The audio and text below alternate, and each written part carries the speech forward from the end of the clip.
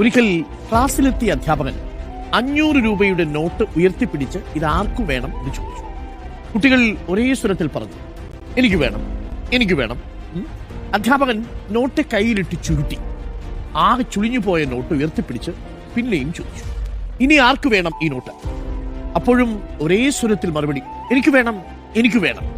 നോട്ടിൽ ചെളി പുരട്ടി, നിലത്തിട്ട് ചവിട്ടി. ആകെ മുഷിഞ്ഞിട്ടും ആ രൂപയോടുള്ള കുട്ടികളുടെ ഇഷ്ടത്തിന് ഒരു കുറവുമില്ല. അതിന്റെ കാരണം ചോദിച്ചപ്പോൾ അവർ മറുപടി പറഞ്ഞു, മുഷിഞ്ഞാലും ആ രൂപയുടെ മൂല്യം കുറയുന്നില്ലല്ലോ സാറേ. അപ്പോൾ അധ്യാപകൻ പറഞ്ഞു, ഇതുപോലെയാണ് നമ്മുടെ ജീവിതം.